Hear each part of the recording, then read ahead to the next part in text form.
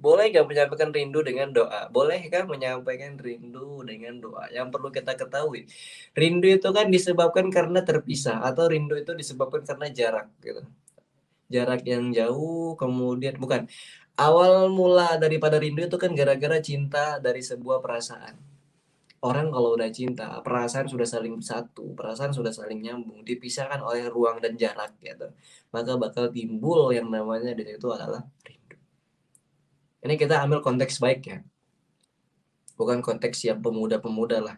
Saya takut di sini.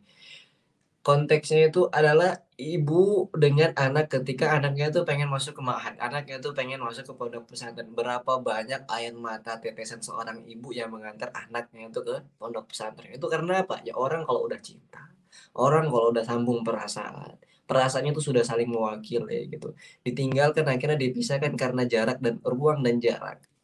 Akhirnya apa yang terjadi? Ya wajar tetesan-tetesan air mata itu yang terjatuh. Makanya ada meme-meme itu yang mengatakan kalau hujan 99 hujan itu 99% 1% adalah 1% adalah air, tapi 99%-nya adalah kenangan. Di luar yang hujan tapi pipi-pipinya yang basah. Karena kebanyakan prime time orang itu mengenang seseorang atau merindukan seseorang itu ketika hujan gitu. Nggak tahu kenapa tapi memang begitu.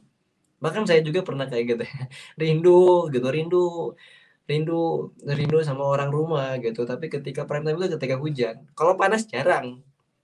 Kalau malam kadang mungkin overthinking dipakainya gitu. Tapi ketika hujan siang-siang, hujan gitu, hujannya lebat gitu ya. Wah, itu udah paling syahdu itu untuk merindukan seseorang. Mungkin di antara kita ada yang sama gitu. Ternyata diawali dengan rasa cinta yang akhirnya mewakili satu-satu sama satu dengan yang lainnya perasaan, akhirnya dipisahkan dengan ruang dan jarak yang sudah timbul memuncak yang arti namanya. Cuman yang mesti kita pahami ini catat teman-teman ya. Ternyata dalam bahasa Arab rindu itu cantik gitu. Rindu itu keren gitu. Ada satu dalam bahasa Arab rindu itu adalah syauq. Maka sya titik tiga syauq. Di satu sisi bahasa Arab duri adalah sauq. Maka satu pakai syauq, satu lagi pakai sauq. Ternyata kalau kita paham, kalau orang itu udah saking rindu kepada orang yang dia rindukan dengan cara yang salah, rindu kepada orang yang salah itu bukan menghadirkan yang namanya kebahagiaan. Akan tetapi timbullah di situ yang namanya duri. Duri itu gimana sih? Duri itu ya bakal menyakiti kita katanya.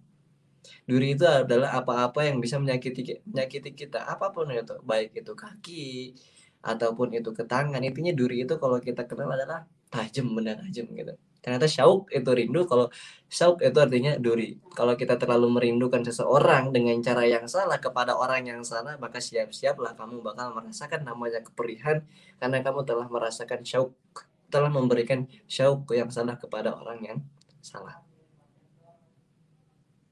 Nyambung ya. Keren ternyata. Bismillah.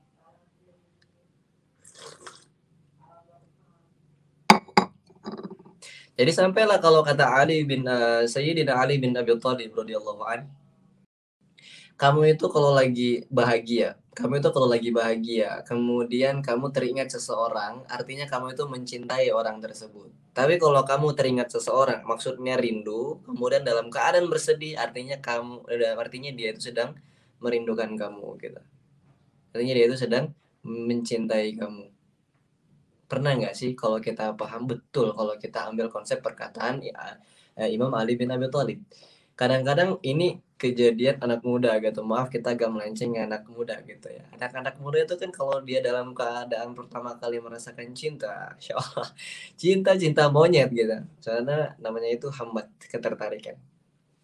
Anak muda, ABG muda. Pertama kali mengenal yang namanya cinta. Telepon tiap malam.